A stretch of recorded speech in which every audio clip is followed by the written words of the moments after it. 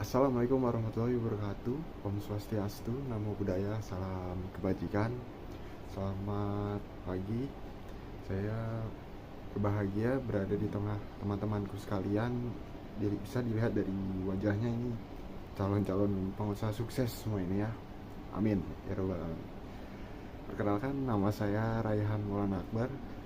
Bisa dipanggil Raihan. Di sini saya akan menjelaskan tentang public speaking. Siapa sih yang di sini suka gugup atau takut untuk berbicara di depan umum? Pasti semua orang merasakannya. Bahkan para legenda dan orang-orang sukses pun mengalaminya. Seperti Steve Jobs, itu kan dia pendiri Apple. Dia selalu latihan selama beratus-ratus jam sebelum melakukan pidato. Mau itu di depan kelas, di rapat kepanitiaan, ataupun di lomba pidato 17-an. Ngomong di depan umum selalu jadi ketakutan yang mengerikan. Dan ketakutan ini punya namanya sendiri, yaitu glossophobia. Glossophobia adalah fobia atau rasa takut ketika seseorang harus berbicara di depan banyak orang. Fobia ini termasuk salah satu jenis fobia sosial. Glossophobia ini bukanlah gangguan mental yang berbahaya, tetapi tetap perlu diatasi dan dikelola dengan baik agar tidak mengganggu kehidupan dan karir penderitanya. Bahkan survei bilang bahwa ketakutan terbesar banyak orang bukanlah hal-hal seperti kematian atau bencana, melainkan berbicara di depan umum. Sebuah survei di Amerika menemukan bahwa sekitar 25% responden menyatakan bahwa berbicara di depan kelompok adalah hal yang paling mereka takuti, mengalahkan banyak ketakutan besar lainnya. Fakta ini mengejutkan karena public speaking sering dianggap hanya kegiatan biasa atau hal yang harus bisa dikuasai. Padahal kenyataannya, ini adalah ketakutan yang sangat umum dan signifikan pada banyak orang. Namun, public speaking merupakan keterampilan yang bisa dipelajari dan dilatih sehingga ketakutan ini dapat dikendalikan dan bahkan diubah menjadi kepercayaan diri.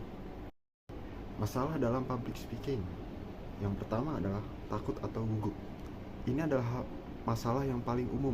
Rasa gugup biasanya muncul karena takut dihakimi, takut salah, takut merasa tidak cukup baik. Gejalanya bisa berupa tangan berkeringat, suara gemetar, atau bahkan pikiran blank saat berbicara.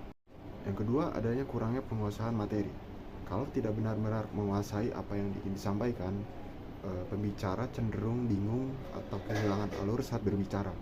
Ini membuat penyampaian kurang meyakinkan dan sulit dipahami audiens. Yang ketiga adalah kurang percaya diri. Rendahnya rasa percaya diri bisa membuat pembicara terlihat ragu-ragu, suara pelan, atau kontak mata yang buruk. Ini bisa mengurangi keefektifan komunikasi.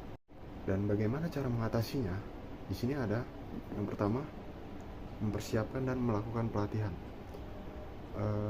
Persiapan yang matang adalah kunci utama. Ketika materi sudah benar-benar dikuasai dan telah sering dilatih, rasa takut dan gugup akan berkurang secara alami. Yang kedua adalah mencari pengalaman. Semakin sering kamu berbicara di depan umum, semakin terbiasa dan percaya diri. Manfaat public speaking: yang pertama, mengurangi ketidaktahuan. Dan yang kedua, mengurangi tekanan. Yang ketiga, memperbaiki hubungan. Dan yang keempat, memahami permasalahan. Yang kelima adalah menyelesaikan masalah. Terima kasih yang sudah menonton. Kurang lebihnya mohon maaf. Wassalamualaikum warahmatullahi wabarakatuh.